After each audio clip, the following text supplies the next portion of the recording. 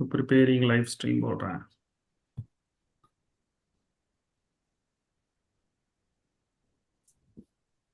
And then Mahima, हाँ sir. you also say that all of those things that we have. So ऐसे ही हम लोग. हाँ, that I will tell in the introduction itself, sir. ठीक है. ठीक है. So I will give this. Start letting people in. Also say that. One second. All of those things that we have. So ऐसे ही हम लोग. So I will give this, right?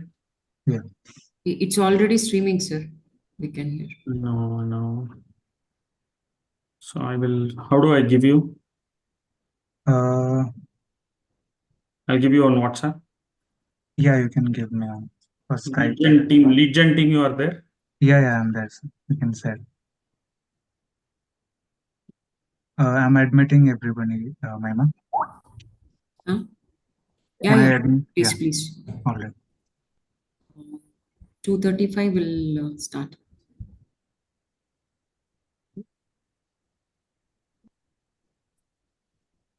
What is it?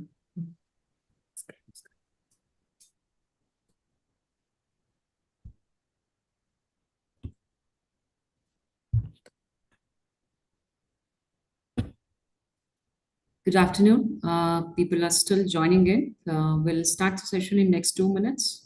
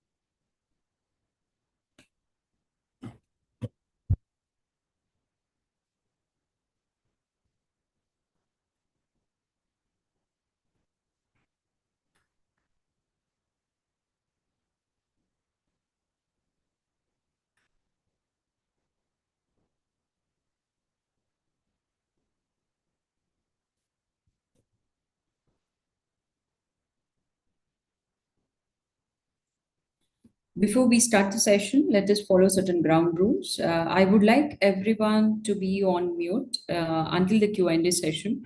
Meanwhile, if you have got any queries, please feel free to type it on the chat. We will make a note of it, and all the queries would be addressed at the Q&A session. So please do bear with us till the Q&A session. I would again request everyone to be on mute until the Q&A session. Thank you.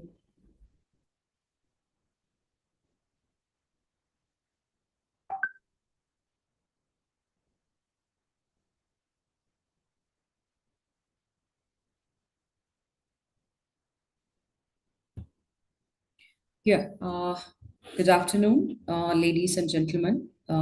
Welcome to the session. I'm Mahima Jagdish, heading the sales and marketing team of Krama Software India Private Limited. So we truly appreciate your time and participation in today's live session. So that's on embracing the new NAAC reforms. This is going to be a strategic roadmap for tomorrow's education for sure. So I welcome everyone to this presentation. So thanks for all of your time. I would give a warm welcome to all the audience who are here and to my team and to the entire Krama team and the software team, marketing team, and all the audience who are here today. You may be familiar with Crema Software. It's a 12-year-old software development company, and we have scaled up pretty well in education accreditation sectors. This company is founded by Dr. Rajeev C. Raghunath. He's there with us today. Dr. Rajeev, we welcome you for the session. Thank you, Mahima. Yeah. Welcome everybody for the session. Thank you so much. So Dr. Rajeev, he brings over 30 years of rich experience in product development, consulting, and managed shared services. So, having served as the ex-director of Oracle US for close to 10 years, our journey in the education accreditation field has been remarkable so far. And we boast a range of products focused on education, especially in the accreditation field. So, wherein we have our flagship products, so wherein we have the SaaS-based accreditation platforms for your NAAC accreditation, NBAOB accreditation, and NIRF ranking. So, catering to many universities and colleges and autonomous institutions, that's in India. So, if I have to talk about our global market, so we have the offices in US, UK, and Canada, and we have the SaaS-based platforms for the global accreditation. So wherein that can be, whether it is institutional or programmatic, we have the SaaS-based platforms for AACSP, AMBA, EQUIS, ACPSP, IACVE, ABET, and many more. So we have the platforms for these accreditation agencies. So we have built that, and many universities and business schools have been successfully using these platforms as well, right? So with full-fledged offices in Bangalore, US, UK, and Canada, we pride ourselves in our excellent support team, providing round-the-clock assistance to our clients.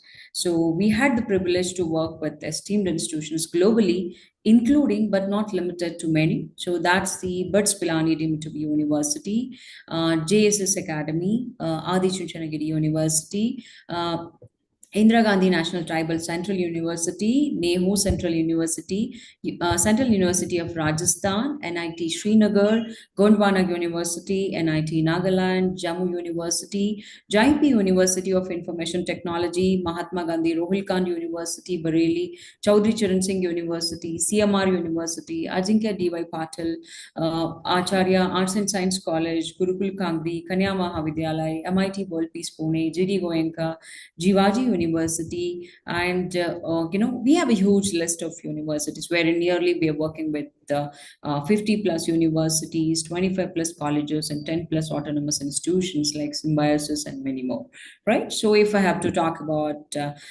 we also have the honor of working with many international clients too, wherein we are working with Dubai College of Tourism, APQN, Asia Pacific Quality Network, APQR, Asia Pacific Quality Register, OAAA, Oman Accreditation and Assessment Authority, myhomeinfo.com, Canada. So we have a huge list. So please do visit our website, www.crema.com. So wherein you can even take a look at our testimonials and what our client has given it to us. And also you can take a look at our client list as well. So let's come back to the topic today. That's the given the evolving landscape of NAAC accreditation, we understand that the challenges and queries institutions facing today. So that's why we have convened this session to offer insights and clarity on the upcoming NAAC reforms. So I am delighted to invite our CEO and the Managing Director, Dr. Rajeev C. Raghunath, to shed light on the NAAC new reforms and guide us through preparing for the future of education. Dr. Rajeev, over to you. Thank you. Thank you, Mahima, for the nice introduction. I hope I'm able to be listened by you. Is it okay? Yes. Okay, great. So first of all, welcome you all for the session, and I'm really excited out here to kind of showcase what NAAC binary accreditation brings in. So we have been working, as Mahima said, we have been working through all types of accreditation, including the worldwide accreditations right now. And then what we see is, NAAC is the guiding path, the mother of all accreditations for India. And with respect to NBA, NARF, all of these assessment and ranking. So all of these combined together, it will be a new paradigm shift in the future, because that's the case of the digital mantra, digital India kind of thing from Narendra Modi ji's taken the annual and then making sure that this digital India gets into all of the universities and colleges. That means to say that there is a lot of push on the digital side. So since we are a software company, we also understand a little bit more about how to run universities from a digital standpoint, and also colleges from a digital standpoint, because a lot of times we have seen that digitally somewhere there is a slack from either the universities or the colleges. But then after COVID, it has changed. The complete landscape has changed, and a lot of people have gone into adopting digital strategies in their universities and colleges. So without much more introduction, I will directly jump into the landscape of how binary accreditations happen. Let me share the screen with you. Just one second.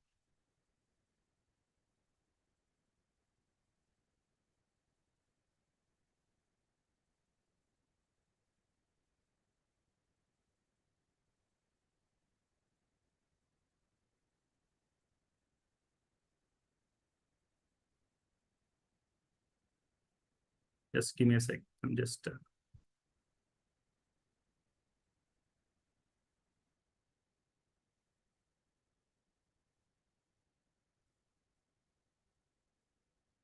so let me share the screen. Give me a second. I'm just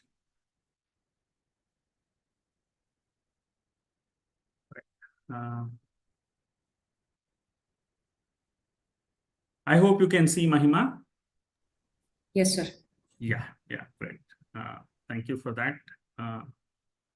Okay, so what are we looking at today?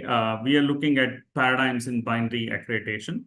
So let's take a look at it from a university, and a college angle, right?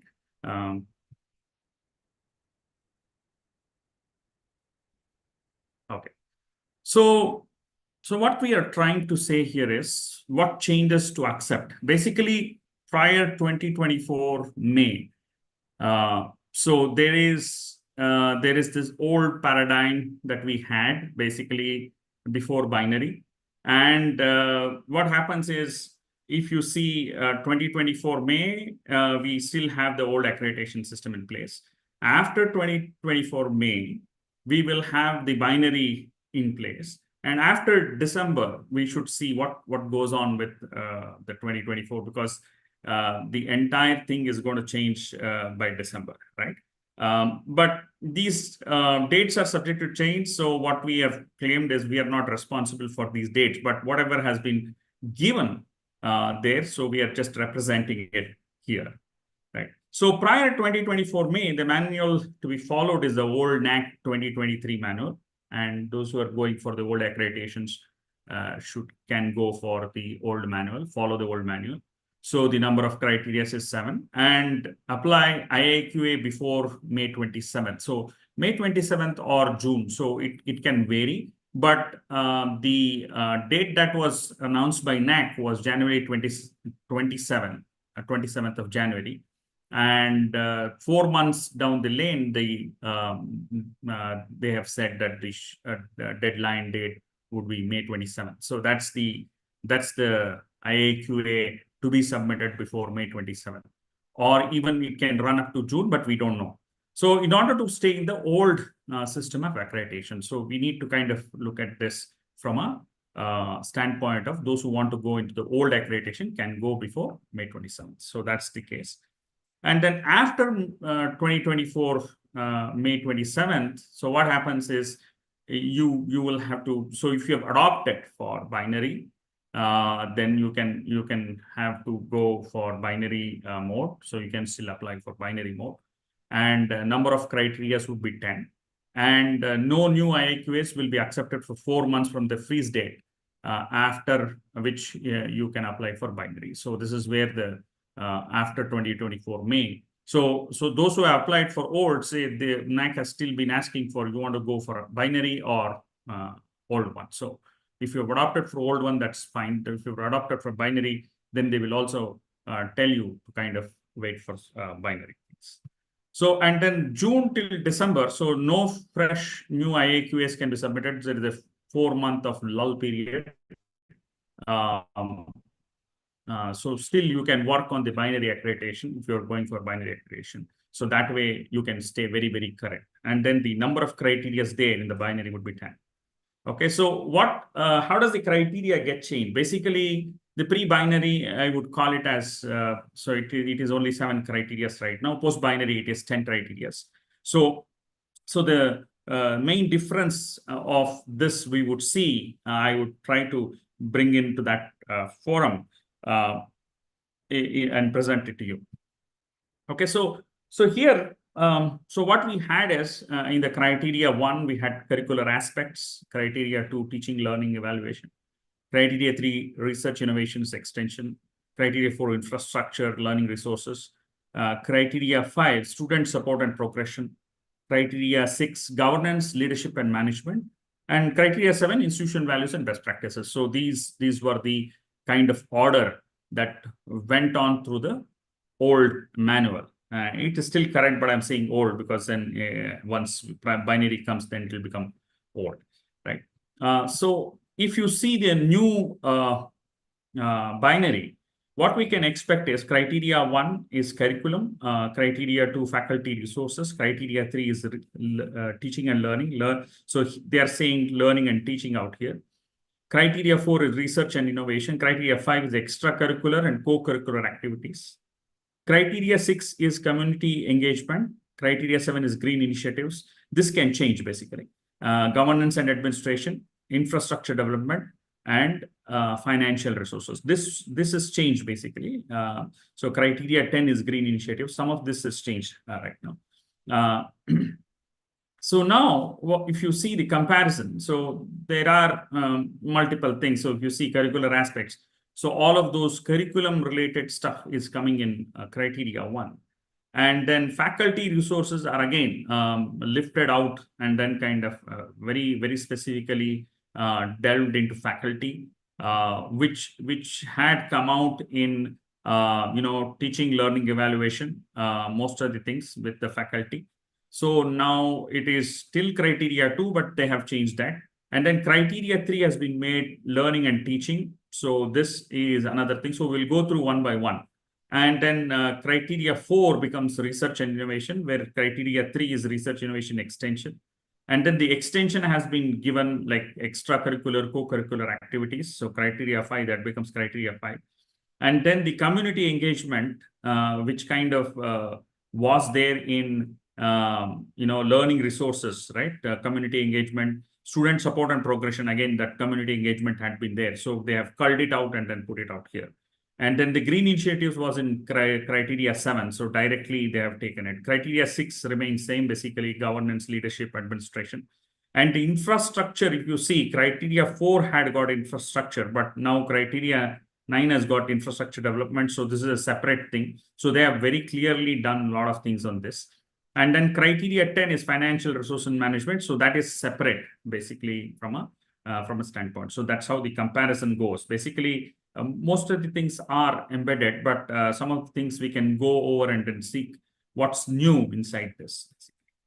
So if you see criteria 1, the outcome-based curriculum. So this is like the key, basically the POs, PSOs, COs, and then the OBE, basically the outcome-based education has been given a lot of strength and a value for that.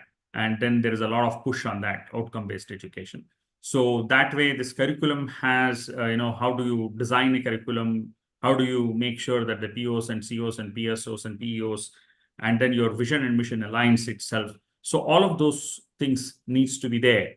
And then the stakeholder participation, if you see, how do your teachers, students participate in the curriculum design, including entrepreneurs. So that way, it is a holistic stakeholder participation out here. And then the curriculum flexibility comes. If you see curriculum flexibility, they are asking very clearly about some of the things like, have you got twinning programs? Have you got education in your own language? Have you got something like online learning? And then can I get credits going to another university? So how is it aligned? So maybe this curriculum flexibility is still more kind of expanded, and then practical and industry focus. Again, how many students have gone to industry? What is practical there? So like this, they have given some of these things. Curriculum revision was there, and then the Indian new thing basically, and then they have bought in. So we had already got such kind of Indian knowledge system based in the library. If you've got manuscripts, all of those things in 4.0 already. But again, here very specifically, the Ayurveda, Charaka, Sushruta, all of these Indian made things basically. So that has been, in foray here. So curricular criteria 2, faculty resources. So we are only saying that this can be a predictable thing, because this can also change. So we don't know how this will change also. But again, whatever we have learned so far, we've been presenting that to you. So 2.1 recruitment. So it's becomes like a recruitment of faculty. So make sure, so there are ordinances that is passed by the university. So how transparent is your recruitment of faculty going on? So and then very clearly, the recruitment practices, like including shortlisted faculties should be displayed on the website. All of these are there. So a little bit more carefully designed recruitment process for faculty has been inculcated out here. And then the pay and allowances again. So this is like kind of what do you give for teaching, non-teaching staff, all those things are asked. And then faculty diversity, when it comes to faculty diversity, they've asked about geographic location, where they have come from, whether you have faculty with the diversity or not. So, and then faculty development, if you have gotten into faculty development programs, etc. So faculty retention, what are the strategies that you use for faculty retention? What do you do for faculty? Faculty student ratio, again, it has been asked in criteria 5, I think, in the older one, so it is already there. So criteria 3, if you see, so the physical infrastructure. So the most important thing here is the physical infrastructure. It's been widely asked, basically. So now physical infrastructure is not only your labs, classrooms, hostels, etc., but also if you have got grounds, if you've got, so you need to mention all of those. So it is very clearly defined there, so that you can have extra information on what physical infrastructure that you are providing. And that is where, the criteria 3 makes a lot of, impact on the infrastructure itself, right? So, and then again, learning resources, if you see, you would have got, how is your learning resources coming out, the Swayam kind of thing that you have been using, etc., etc. So they have clearly said that. And the IT infrastructure, again, the number of GBPS that you have used, what kind of computers that you have, what kind of setups that you have, smart boards, smart classrooms, ICT-enabled facilities. So all of those things are asked in the infrastructure. So this is very clearly an infrastructure. So there is nothing, a mix-up of all of this, right? So this has been very clearly defined. And then the financial resources and management, again, if you see the capital income, the revenue income, the capital expenditure, revenue expenditure, all of this are coming from a real understanding about how do you get capital income from a OPEX and CAPEX perspective, because CAPEX is that is the expenditure basically, and then the revenue expenditure also they have clearly asked. And then there is for a university with a lot of things. So now I will give you some insights on this. Just give me a second.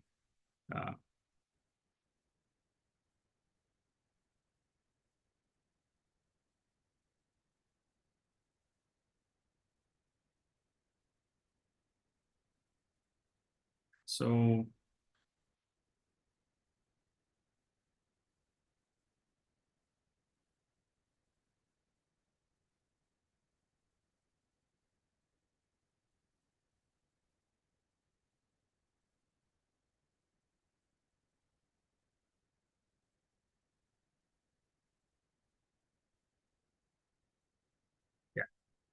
just give me a second. So I'm just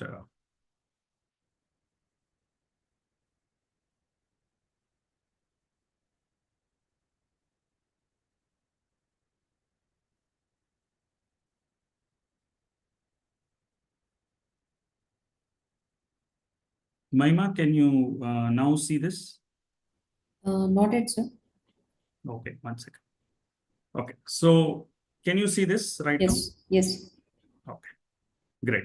So what has happened in capital income and the revenue income, all of this. So now the university has to really think about how to get a line item inside your balance sheet with all of the information that gets provided there, including salary information, including divide those into real heads basically. And then give the information. So this will be much more deeper in terms of the binary, right?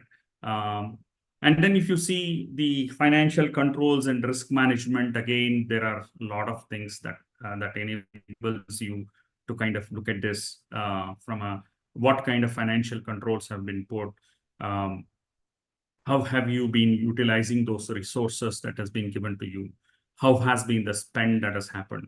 Over the years, five years, what has been the spend, and how controlled are this basically, and what risk mitigation strategies that you have taken in order to lessen the risk on the university, and how sustainable are you? Because then there are heads that can go back and say, in the financial parlance, there will be some of the heads that can be taken over the last year and then kind of, taken to this year. So there should be some revenue that has been sitting there, and then you can show it this year. So all of those heads needs to be really clearly seen from the financial controller as well as the university vice chancellor or registrar.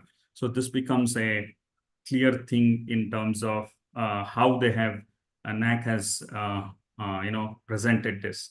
So I believe this will be a little deeper from a university/college standpoint. And then if you see the extracurricular, co-curricular activities that you can see out here. So, for example, pedagogical approaches. So you can have different lines of approaches basically. So there can be a lecture-based teaching, group teaching, individual teaching, inquiry-based learning, game-based learning. So, and then expeditionary learning, technology-based learning, peer learning. So they have given multiple learning methodologies. And then what have you used? Basically, today, if you see, the learning itself can happen at multiple levels. Today, it is not just, I go as a professor and then teach, but it is also all of these learnings that can happen. So very clearly, they have distinguished between all of these learnings. So technology-based learnings can also be like Udemy. You have many things now in technology, if I need to say about that. And then there are peer learning that can happen basically among the students. Learning through problem solving. So these are different pedagogical approaches, and then they was also asked about continuous evaluation system. So if you see, there has to be a continuous evaluation system. How does it go on in your organization? That depends on, if you're doing an MCQ, open book, case study methodologies, projects, assignments. All of this should be incorporated in your LMS. So today, I see a lot of universities when I go look at them from a technological standpoint. LMS is something where it is vaguely used. Not a lot of universities and colleges are using LMS to the core, because the problem that I see is, as a technology person, I see that the LMS is again a learning management system which can directly give you an idea as to how your internal assessment is happening, and then how you can take this internal assessment and take it to direct assessment, indirect assessment, and then kind of your graduate attributes map to it, and then you can drive your program assignment and course assignment, course attainment, course attainment and program attainment. So the entire thing can come directly from an LMS also. So you can think about it, and this LMS is not just having a teaching course that has been put on the page, the landing page, where students come and take the lessons, but also the evaluation should happen inside the LMS. So that's where a lot of people have got some vague idea about LMS. So I just wanted to clear that here, since I come from a very tech-savvy background. So this will create a lot of process and structure inside the university as well as college. So LMS is being asked very clearly in terms of the criteria 5. And the assessment is also asked. So that is where your assessment starts coming out. So how do you do assessments? What are the things? And then they have asked something about catering to diversity. How do you look at inclusive remedial teaching, basically? So this was asked like a slow learner, fast learner kind of thing in the last old manual. But here it has been very clearly asked as to how do you include diversity and then make sure that the remedial teaching happens. So, and then there is a lot of caterings to internships, field projects, etc. So that very clearly they have asked. So this is where some of the universities / colleges have challenges on internships and field projects. So industry academia linkage is very important right now. How are you using industry for your own benefit, the student benefits and the stakeholder benefits? So the next thing that in the criteria 6, again, if you see, there are a little bit of community engagements. So very clearly, if you are from a medical domain, you can have hackathons. Technology domain, then you can have hackathons, workshops that can happen. So I think most of the universities already have it. And then there is technical / domain related clubs and activities and tech festivals. So this very clearly they have mentioned that you need to have a tech festival, you need to have a domain festival that needs to happen. So that way, this is a big change there in terms of how you look at the club activities everywhere, and that needs to go on. And then since there are cultural clubs, activities and festivals, I will not talk about it. So there are multiple things that has happened. And then they have concentrated on mental health clubs. So today, mental health has been, after COVID-19, it has been really on the move. So most important thing is to have a mental health club set up in your university and college, and then you can prepare yourself, and then have a doctor, a psychiatrist, somebody who can counsel students, teachers, all the teaching and non-teaching staff, and make sure that there is. So this was not given an importance till now. In the last thing also, in the last old manual, you don't see mental health club coming out. So there is a mention, but it was not clearly mentioned like this. And then sports club and activities, that's already there. And then community related activities, so you would have done blood donation camps, etc. So that still holds good out here also. So if you go to 7 right now, so now we've already come to 6, and then now we are going into 7, which is the old 6 of the old manual. Basically, statutory compliance. So this has been asked. So vision and mission should be displayed across various strategic locations. Since you are already doing it, maybe now it is very important that you do it to prepare it, and then including your website, brochures, etc. So mention that vision and mission and various strategic initiatives that you have taken. So that is there. And then there is an institutional development plan. So if you say institutional development plan, this is the strategic plan that you have for the next 5 years. And how have you been implementing it? How have you been deploying it? How have you been, internally working on the development plan? So if you have got something on, if you have deviated from the plan somewhere, then how do you course correct it? Those things can also be mentioned in the institution development plan. And then the e-governance, again, so e-governance is all about how is your administration done? How is your, multiple varied things, for example, for example, alignment to government initiatives like Digital India initiatives, your complaint management system, grievance management system, finance and accounts, how it is handled, what digital systems have you produced, student admissions and support, how have you been working towards it? So many of the central universities might have Samarth, but have you been using it? Have you been implemented it? What has that been happening? And then the other thing is also that if you have your own ERP, LMS kind of thing, how have you been using it? What is that you're working on? What is the strategy for the next 5 years? All of those things needs to come in the e-governance on 7.3. And then if you see 7.4, student and employee welfare. So this is the welfare measures that you've taken for students as well as employees, have been giving them transportation, food, clothing, shelter, or whatever that you have been giving as a welfare mechanism for students. And then have you been also having insurance, etc., etc. So that is already there in terms of the old one. So you will have the same thing coming up in the new one. So which kind of the grievance handling mechanism. So it was touched somewhere in terms of grievance handling mechanism.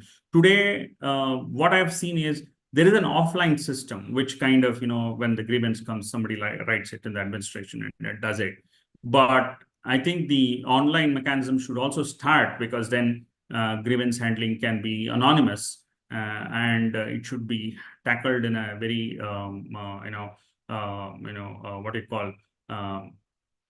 in a very simple way and not having communicated to everybody in the organization. So it has to be very private and then kind of looked into it. So, and then the 7.6, if you see QA system, so quality assurance system, what kind of quality assurance mechanisms that you've developed?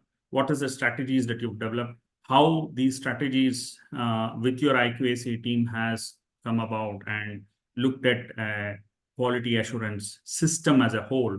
And then what are the things that you have institutionalized from a institution perspective? For example, you have institutionalized welfare mechanisms across the team. You have institutionalized, social engagements for the nearby villages. All of those things comes from IQAC, and how IQAC team is working towards giving a holistic view of quality for education. So that's where the whole thing will come. And then the effective leadership, again, is a big question. So if you see from a effective leadership perspective, the most important thing there is to kind of whether the leadership understands, whether the leadership is decentralized, whether there is participative management across across the board. So all of these conclude from a governance and administration perspective, they have gone very deep inside this. And then whatever you give here will reflect the institutional strategy, plan, deployment, implementation, and then the outcomes. So everything is now an outcome-based kind of thing. So the first four that you saw. So for example, if you see this, the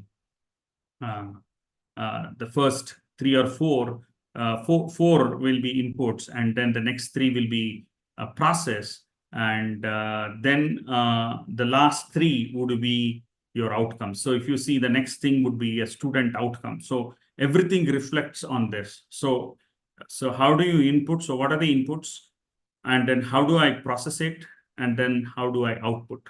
So what are the outcomes of this? So this is where the reflection starts. And then the institution as a whole, if you see what kind of outcomes should the student get out? Because ultimately what happens is, once they come out, then we are training to be a good citizens, and then good attitude. Skills can be acquired, but then the value systems, the attitude cannot be acquired at that level. So all of these things can be, it should be a skill-based with the attitude, so people can hire, and then kind of, they can lead their own lives. And that is the output of a university or a college when it comes to this. So that's why they have said placement employment is the key to kind of go about it. How is the academic progression going? So if there is any self-employment, entrepreneurship that has happened. And then there are competitive examinations. So you will have to really seek your understanding about what kind of competitive examinations that students are giving and whether they have passed or not. So those kind of information needs to be given, in order that, if I need to kind of evaluate a university or a college, then I should know how many people are looking at competitive examinations, what are the things that they're looking at, and how do I, as a government, can change the system to kind of improve upon these things, where quality students can come and then get into the government or the non-government exams that they have given. So that's about the competitive exams. Award in curricular, extended curricular areas. So that is also their graduation rate, and then student alumni experience. So here what has happened is 8.7, if you see, the outcome is all about the experience that you give for a student or an alumni. So alumni can also give experiences. So this will be a survey directly from the student as well as alumni. So that way, the more rigorous things needs to be done, because this is anonymously given from an anonymous perspective. And then student can give good rating or a moderate rating. But again, this experience, once is held, then you will come to know about the entire being of the taste of the organization. How did the person mature? How did he learn? What are the skill set that he learned? All of these things can come back and give us the holistic understanding about student outcomes, right? So that very clearly they have mentioned out here. And then if you see the research and innovation outcomes, so this is one of the things that as a organization, how your research has happened, what kind of research publications are there, what is the research quality, your H-index, Web of Scopus, Web of Science, all of these, right? So how is your index improving year on year? And then the research publications also, they have dealt with this in the 3.0 in the old manual. But again, if you see out here, the point that is made is about the IPRs produced, the research collaborations with the international organizations. So if you're looking at something like accredited, non-accredited, that is fine. So these are some of the things that is there, but systems are not there, kind of thing. But again, I will come back to how they have given the levels of how they will go after the binary accreditation. So, but if you see the IPRs, the research collaboration, the more importantly, the internationalization of education, how it has happened, what can happen, what is that research collaboration that you have done. So the way that it should take is the more the collaboration is, the better, because then research can happen, primary research can happen out here. So that's where the outcomes are very important. So this is where I would rather see a university or a college coming back and giving me an innovation outcome. What has happened inside this, and how is our research quality? What is that? What is that we have done so far? So this is like a key thing in terms of how the outcome has been coming out from a innovation per se. Okay, and we'll go to criteria 10, which is sustainability green initiatives. So this was 7 criteria 7, where community activities, your wastewater management, progress towards zero carbon footprint, all of these are there. So green audit, energy audit, etc. And then collaborations with the industry, NGO, how you have done it. So these are green initiatives. The most beautiful thing about this is how are we taking care of the surroundings, plus how are we inside university, inside college, how are we taking care of all of this. So so it's like kind of this is like kind of how do you make sure the students are aware that our college, our university is taking a step towards green initiative. So that is the message that you will start giving for the students passing out. So now what we will say is these are the 10 criteria that we have seen briefly in terms of what binary accreditation holds. But what I would say is going through the old manual, comparing the old manual with the new, now that this has been very specific, detail oriented, and it involves outcomes rather than what has been just presented, right? So the outcomes are something where you need to concentrate on, and the process you need to concentrate on. The inputs is already there, but the process and output is a very important thing that you should concentrate on. So today, if an organization has been level 4, level 5, I will tell you what the differences are between a level 1, level 2, level 3, level 4, and level 5. So here is what the next slide will give you. So this is a maturity-based graded accreditation. So if you see level 1, there are emerging institutions, they will qualify as emerging. Level 2, they will be as a developing institution. Level 3 is established institutions. Level 4 is advanced institutions, which is literally, I will give you the most important thing and the descriptions of what is an advanced thing. And then level 5 is institution of global excellence. So they are moving towards global excellence. So this is where the maturity-based graded accreditation happens. And once this is there, this is similar to your CMMI level 5, level 4, level 3, level 2 organizations like this. So it's similar to the industry, but it's a great step towards how institutions are graded. And also, what is the significance of binary accreditation, MEGA, holistic? So there is a holistic appraisal management system, appraisal mechanism, benchmarking against best practices, granular evaluation is happening, emphasis on outcome and impact, right? Incorporation of technology and analytics, feedback and continuous improvement, transparent and accountable process. So all of these will definitely make a university, college to kind of appreciate what's going on with the accreditation itself, right? Since we have seen many accreditations, I would say that this is where you will try to uplift the ante, and then kind of get people moving more towards the quality orientation, and this will be a significant change, I would say. So if you see this, what they are given. So level 1. So what does that they do? So if I have a level 1, what is that? I have already done. So they meet the minimum mandatory requirements of functioning as a university or an organization. So what they need to improve upon is to meet higher benchmarks, working towards establishing robust processes and systems. So if there is no process and system, then you will be labeled as level 1. So that is where you will improve upon. And then the level 2 is something where basic quality assurance processes are there, compliance to standard educational norms.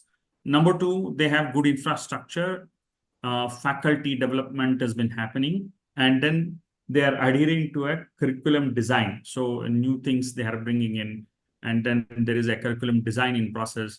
So just the design is not there. The university includes something like a new programs that are there. So that gives you a level 2. So what you need to improve upon if you are given a level 2 is improve on the research output, industry linkages, and global engagement. And that's level 2. And focus on enhancing process and outcomes. So if you see this here, so if there is a lack in the process and lack in the outcome, then level 2 is what you will get. And you should improve upon aiming for a broader impact of students and society. That means, adaptation of villages, doing a lot of socio-economic things would definitely make you to go into level 3, right? So if you are a level 3 organization, then you are recognized for consistent performance. So you are consistently performing at a level where it needs to be performed, establishing quality assurance mechanisms, exhibit effectiveness in governance, academic delivery, and student support systems, and visible presence of research, and are beginning to show potential for innovation. So this is where level 3 is what they need to see. If you are given that, then you need to improve upon, build on strengths of foster research-centric culture and expand their reputation nationally. So this is where the level 3 needs to get improved. And then level 4, if you are given, then there is significant contributions to research and innovation. Significant contributions to the research and innovation. So they demonstrate a high level of academic excellence, impactful community engagement, strong industry interface. So level 4 organizations have a very strong industry interface that has been brought in. And then they are improving and maintaining their trajectory and deepening their global collaborations and enhancing their innovative capacities. So the invention, the innovation, the global collaboration on research, on entrepreneurship, they are on the trajectory. So that is where level 4 has been given. And then the level 5 is the institutions are at the pinnacle of this. They are trailblazers in their leadership and scholarly pursuits. And then they have got international reputation and attracting top-tier faculty and students and around the world. So this is where the level 1 to level 5 goes. I hope this has given you some understanding about different levels of global maturity-based global accreditation. And then last but not the least, I want to definitely say this, that this is my opinion in terms of what we are looked at so far. Although the accreditation is a daunting task for educationists, professors, owners of education institutions, and academicians, by adopting new digital technologies, this daunting task of accreditation ranking has been much eased out.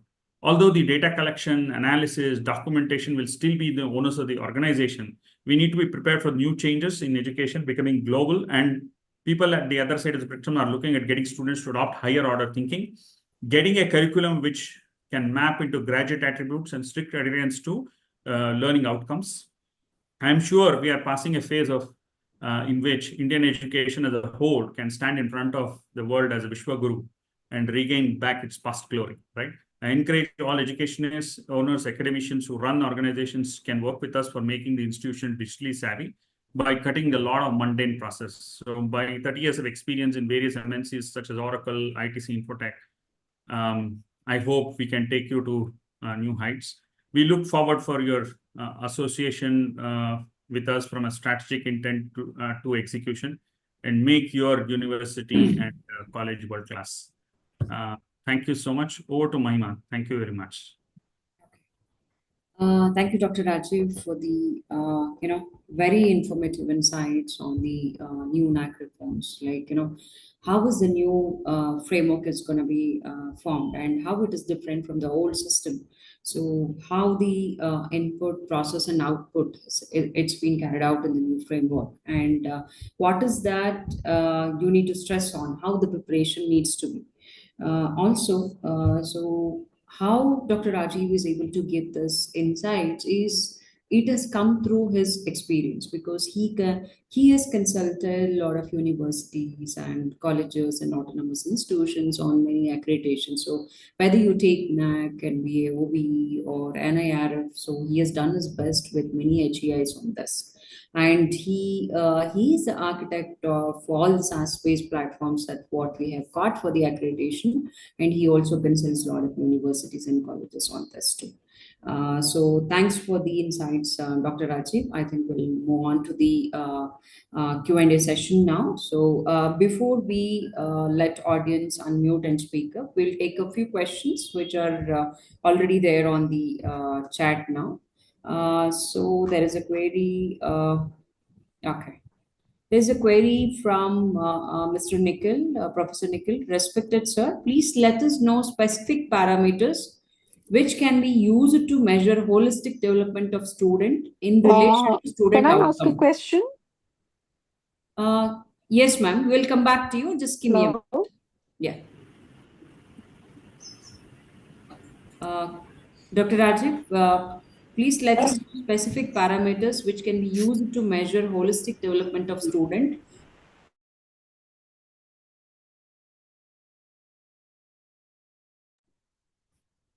Holistic development of students, again, if you are looking at varied methods of learning, which kind of makes it more effective in terms of learning. So we need to adopt multidisciplinary, interdisciplinary kind of thing. For example, I'll give you an example where an engineer who is there today, who does not understand economics, so needs to be having some economic orientation if he's an engineer. Similarly, a humanities professional who is there in humanities should also know how to use computer. So he needs to have multidisciplinary, interdisciplinary courses where holistic development happens, and also the way the ethics. For example, today you're talking about AI ethics, etc., etc. So the bias in ethics. So those things needs to be taught from a legal perspective. What is ethics and how it needs to be used. So this is where the interdisciplinary stuff will come in play, and you should be able to give a holistic development. And again, in the context of accreditation, you've got IKS, which is whatever we have stored as a culture in our society. We should bring it forth. So that is where the IKS is also asked for. So that way you will embed a lot of holistic things based on the culture, based on the region that you are there in, and workshops, etc., needs to be done for the holistic development, including hands-on practical experience, internships with the industry. Thank you, Dr. Rajiv. Next question is from Professor Persis from Adi Kavi Nanaya University. Sir, is the final criteria? Because NAAC has not yet released this. Correct. So this is not the final criteria. This is still in the process. So what we have arrived at is something where it is a predictable thing from a standpoint of Radhakrishna report, and that is where we have arrived at it. This is not the blueprint that needs to be taken, but most of it is already there available in the old manual. Some of the things might be changed in the new manual, but the binary is more focused and more deep. That's what I would say. So Hello. the question is, yeah, please go ahead. Yeah, I am Professor Krishnan, Vice Chancellor, Central University of Tamil Nadu. Right. Can you hear me? Yes. Yes, sir. Yeah, right. So you are giving the 5 criteria for the awarding the institute, right? The last slide. Am I right? I The last couldn't one. hear you, sir. Sorry. Sir, The last you can you please repeat? are The telling that conclusion. 5 levels. 5 levels. Am I right? Can you hear me? Yeah. Please go ahead, sir. You're talking about the maturity level grading, yeah. Yeah, Level. maturity level. Yeah, maturity Yeah. level. Yes. What basis it can be taken? Sir, so the when you say basis, so the organization has got a certain level of understanding about systems and processes. Within that organization, how is the maturity, whether they have followed a clear roadmap with the systems in place, or they're randomly doing it. So that means that we'll have to classify them as level 1. So that's how the whole leveling happens basically. So what kind of maturity levels that you have in terms of adopting the systems and what needs to be changed, where you need to give focus on in order to do a next level in the maturity levels. So similarly, from the industry standpoint also, it's a similar thing basically. So that's how we look at organizations from a standpoint of assessors, right? Rajiv sir, it's really wonderful what you plan for that. But still, as a administrator or academic side, we don't understand that. For example, a institute, it's not having the full-fledged innovation. For example, one thing, they are off through. So you can put any grade or any mark in the particular session, particular point. But now they are doing it, no? So like that, you have any point like that? No, sir. I think that needs to be asked to these guys who are engaging there in the NAAC side, because this is my personal thing. Is when you see an organization, for example, if I see an organization which is globally having footprints, let us say, and they have got global research going on with multiple departments, then I would say they are at a level where they are finding their ground on global research, impacting society, making sure that the impacts are huge. And that's where I will give a level 5. So that's how the whole thing should be classified. And innovation at a particular level, if there are no primary research and only secondary research is happening, then I think it is not so great about it. So the impact is not so great. So everything is measured by an impact. So that's what I think should be there on an impact. Yeah. So you told that we should get a clear idea. Then only I think you can. Absolutely. It has to be deciphered. As we move on, then maybe the deciphering will happen at a level where they will bring in the right things. Also, we all thought that accredited, non-accredited, it's by visit or without visit. Only by document. Sorry, Visit. He's asking about the visit. Visit. Achha. Sir, so whatever. Sorry, Mr. Rajeev. Don't think that I really want to some clarification. That's all. Don't think that I'm. No, sir. So if you ask something on these levels, meaning the amount of data that has been presented, right? I believe if you are, let us say, I will ask you one question. You will say you have ramps, you have for the Divyanjan guys, right? So unless and until I come out there and then kind of view it, you might claim anything for that matter. So that no, sir. For example, I have the 20 buildings in our university, for example. Okay. Right. All the 20 buildings you will not have. Right. So if I have 80%, 70%, how I can say that whether I have that full expectation what you have, or I can go for halfway through. That can be understood only by the visit, Correct. That is what I also meaning. So there has to be a peer visit in order that we should clearly gauge what you are claiming all about. Ultimately, it is not just that your data presents it, but data might be correct. But I want to also have a peer visit to kind of ascertain what you have claimed, basically. But it's a wonderful idea, sir. But implementation, I don't know that. True. How far. No, it is kind of, sir, the worldwide accreditation is also happening like this. You see. No. In UK, this type of accreditation is going on. And I'm working in Edinburgh. They are working on that only. Right. But in India, I don't know that. I mean, it's my personal opinion. Don't Correct, take sir. it So, sir, I have been in US for almost 10 years, and then I was wondering that whether these malls will come in India, how people will take it. But when I came back in 2003, the malls also came basically, and then people started visiting malls. I was like really surprised how this you are will right, happen. sir. You are right, but changing the higher education into accreditation, I think you need a lot of input and a lot of practice. True. That's only I'm.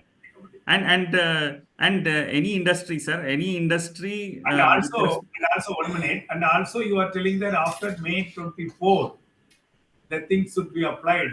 That then the people like us, we need more what you call orientation. Right. No, that is all tentative dates, sir. So just keep in mind that this can change if NAAC thinks that it has to change. No. I'm not finding fault, but my opinion I am telling. Right. Even that we are introducing the CBCS, we all feel that how we can go for credit system and other things. Right. But now easily we can follow. Correct. Like that, it will come. It will come, but only time is this thing, right? It'll. Yeah. That's only I wanted to tell. Yes. Otherwise, really, your presentation is wonderful. The point what you are insisting is also very much needed for the higher education. Right, sir. Thank you, sir. Thank you. Yeah. Thank you, Krishnan, sir. And the next question is from Dr. Snehal. As per the report, Dr. Radhakrishnan report, HEIs will be first categorized based on the criteria orientation and vision and heritage legacy. Then will there be customization into the criteria for binary accreditation you explained as per the above category? So there are few things. One is, definitely there will be orientation, a lot of things will happen. But depending on the heritage, legacy, what you carry, basically, so there can be distinguishing factors when it comes to level-based accreditation. Will come later part of it, but the binary part of it is now. So that way, this will be taken in phases, basically. Okay. So there is a query from Dr. Geeta Sahu. Will the AQR of 23-24 be made in the old format, or will it be prepared in the new binaries format?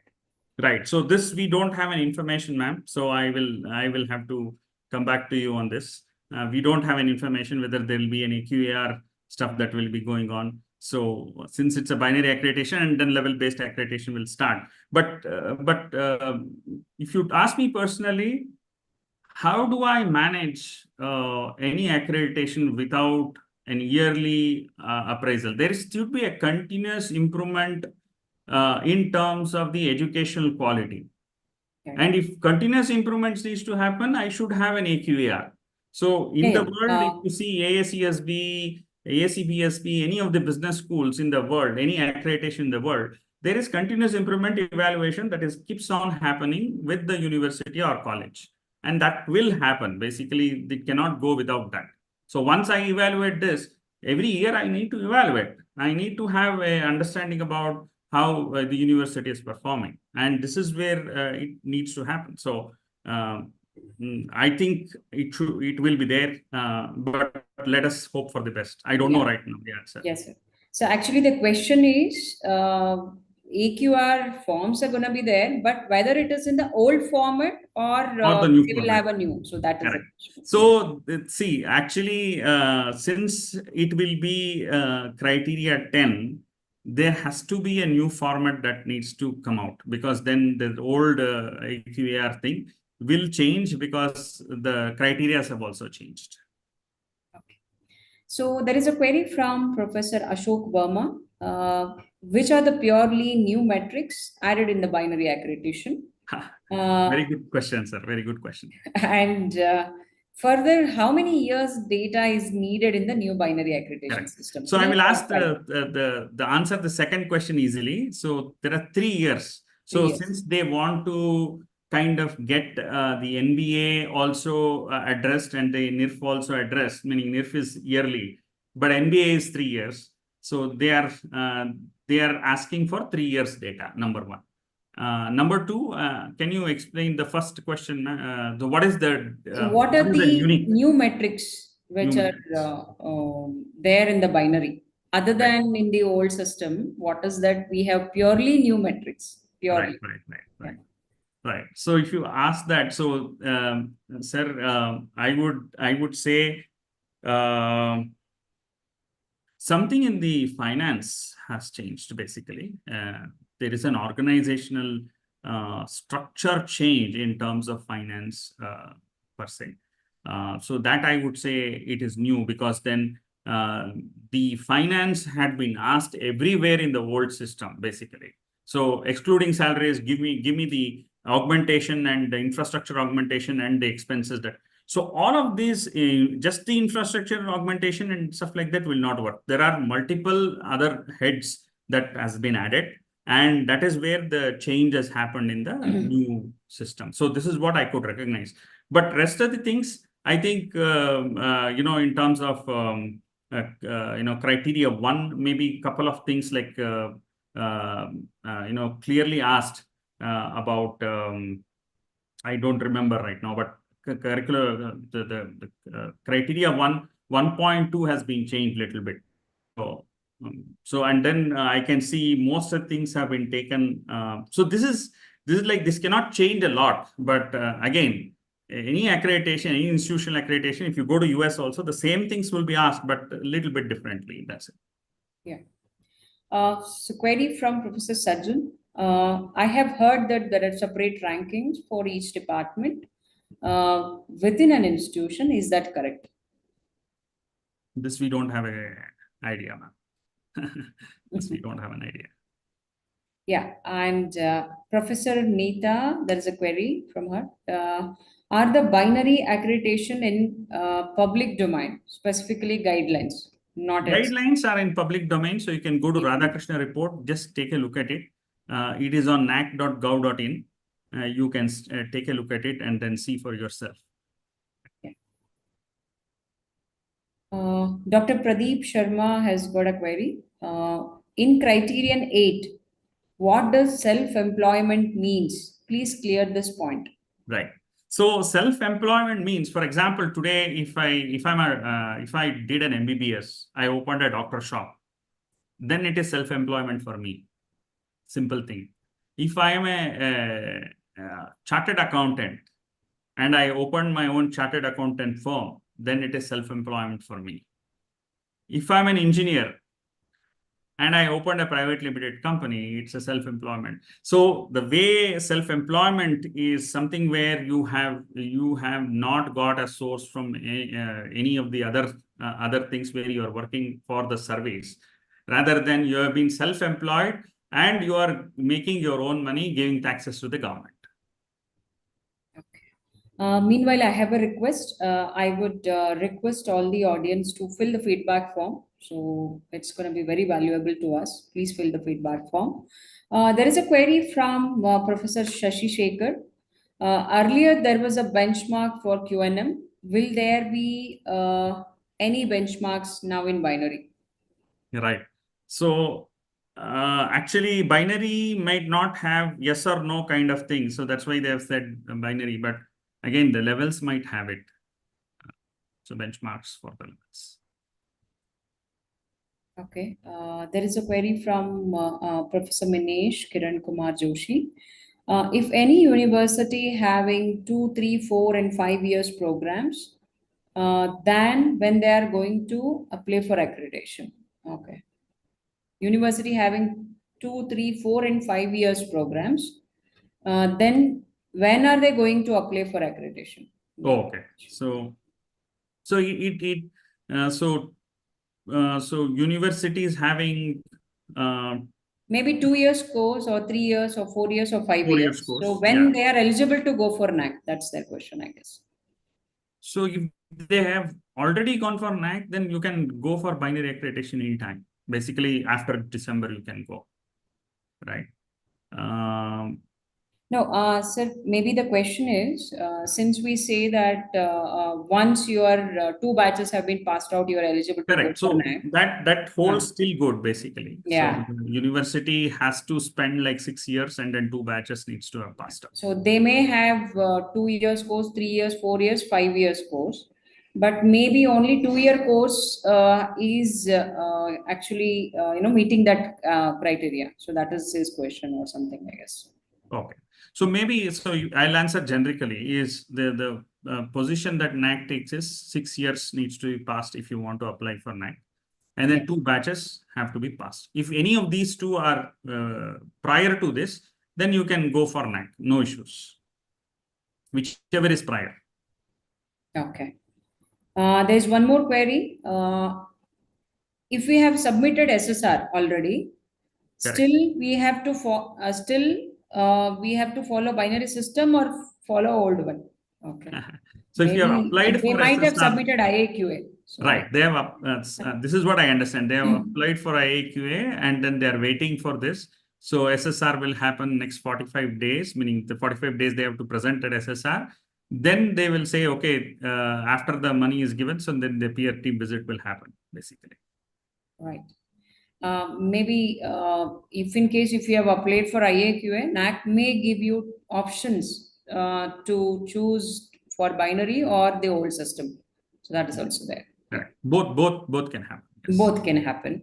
So that is left to you. What is that you're Correct. going What to do you decide? choose?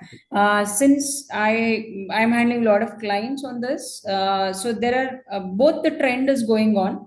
I mean, I see a lot of universities who are just rushing and applying for IAQA because they've already done that exercise of working on the old system and they have made all the data documentation ready and they're just going to apply before 27th. And many who are just 1 year data, they are ready, so they are confused. So then they are waiting for the binary system to come. So that is the trend what I am seeing. So that's my experience that I just thought I'll add on. Yeah. There is a query from Professor Sangeeta. We have our SSR almost ready in the old format. Yeah, and we are planning to submit IAQA for our first cycle. If we have to submit it on old format, we have to submit our IAQA by 27th May 2020. Am I right? Okay. Ma'am, let me answer this question. You will have to apply for IAQA before 27th May. I think anytime you can just go and apply for it. So it's not on 27th. Before 27th, you need to make sure that you will apply for IAQA. So, but this is according to the newspaper, and then the four months that they have given deadline. Yes. So there might be a window also after that also. Yeah. So As of now, that is the clarity that what we have got. Not sure how it's going to be after 27th as well. There's a query from Professor Atul Pandey. We have finished our third cycle in Feb 2024. Which system will be used for 2023 and 23-24 AQAR, old or new? Can you come back, Mahima? Sir, actually, they are just accredited in Feb 2024. So now they are at to do 22nd and 23 AQAR, and 23 and 24 is pending. Correct. So which system we have to follow for the AQAR? So the old system only. Old system only. Old system. Yes. Yeah. So there is a query from Deputy Registrar MMU Solon. Sir, if a university is having 5 years UG course, then also data required of 3 years only. Okay. So yeah, so 5 years course is there, then only 3 years. So the same thing happens in NBA also. Engineering is a 4 year course, but they will ask for last 3 years. So 3 years data. That's a query from Dr. S.K. Malik, Deputy Registrar MMU Solar. Yeah. Correct. I think we have addressed most of the queries which are there on the chat, sir. We still have 5 to 10 minutes. If anybody has got questions, feel free. You can unmute and ask the query with Dr. Rajeev. So as you are aware, we have the platforms for all the accreditations. We have been working with a lot of universities, wherein we have the private universities, central universities, state universities, colleges, autonomous institutions, and many. So any query you have got for that, so you can definitely contact us. I think the contact details have been given in the chat as well. Anybody has got any queries, feel free. You can ask the query now also.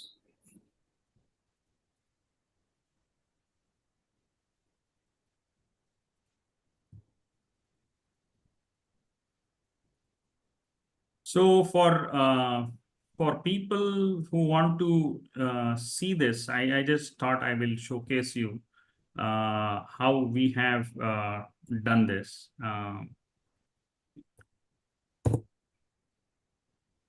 Just 1 second, Mahima. Share this.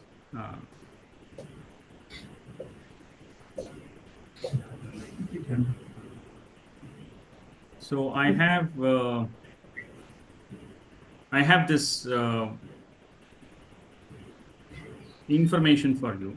So this is how our system of NAAC looks like. So the most important challenge that you guys are facing is the data collection and then making sure that all of these documentations happen. So we have a data count out here, overall status, and you are seeing a document count.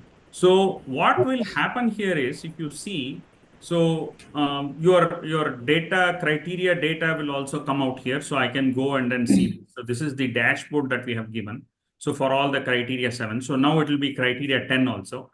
And then at a glance, I should be able to see what is pending, what is happening, how is it going, whether I'm field ready or not. So that's why we call it as a pre-assessment software. Whether it is binary or non-binary, it doesn't matter for us. It will come. So here. And then the other thing that we have done is, if you see department wise, so there are 30, 40 departments. And I should be able to see what is the user metric wise kind of thing. If you see, I can click on this and then showcase to you that how many users are there basically. So what is going on with the user wise details. So who has started is, what is pending, how much is started, how much is pending. So at a level of department, at a level of user, I should be able to see what is going on with this user metric wise details, right? So, and then if I click on it, so I would have got, right now I would have got what the user has done, how much he has submitted, what is pending, all of this. So this, to me as an IQAC director or a VC, I should be able to kind of, really manage an entire 30 to 40 departments on this with all the documents.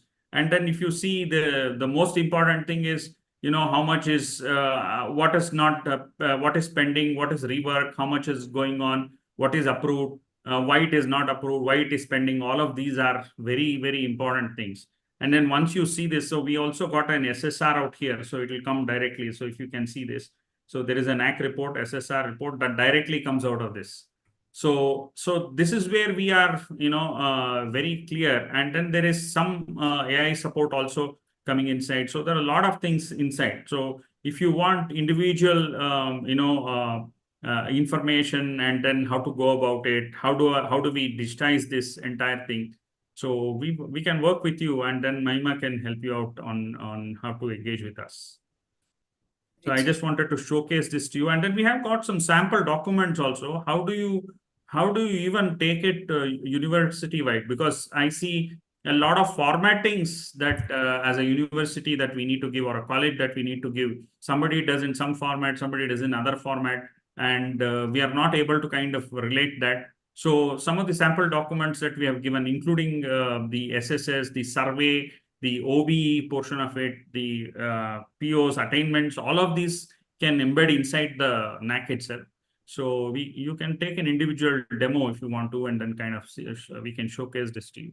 It's a very robust system, I would say. And all of this, whatever that misfits and pitfalls, we can even see it and kind of contribute to your college and university very clearly on this.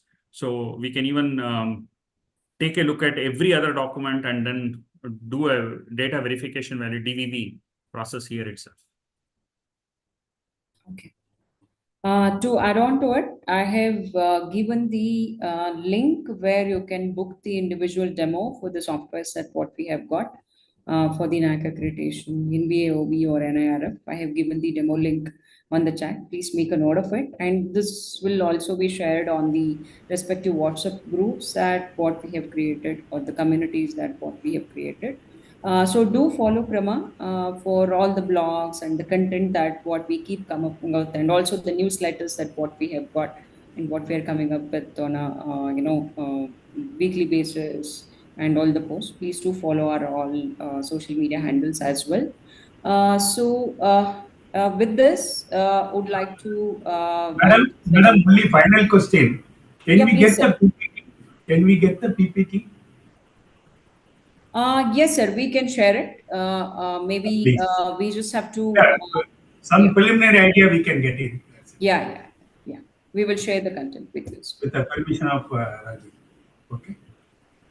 Sure, sir. Thank you, sir. Thank you, everybody. Yeah. And thank you so much. Thank you, Dr. Rajeev, for your patientful answering all the queries that what we have got and what the audience has got. And it was a beautiful presentation today, and I hope it was fruitful and it was helpful for all the audience who are there today. Thank you again, Dr. Rajeev, for your time. And I would like to thank my entire team who has worked on getting people, getting audience for this webinar. So wherein we had this in mind, because we knew a lot of queries we get on a day-to-day basis, like, how is the system is going to be? Should we go for the old system? Should we go for the new system? So that is the reason we tried that we should help our existing clients and the prospects on giving some information, probably that will help them to take some decision on the NAAC accreditation side. So hopefully we have done justice to it. So thank you so much. Thanks to everyone. Thanks to all my team members who are there today. Thank you so much. Thank you again. Thank you, everybody. Thanks, Mahima, for comparing. Thank you so much.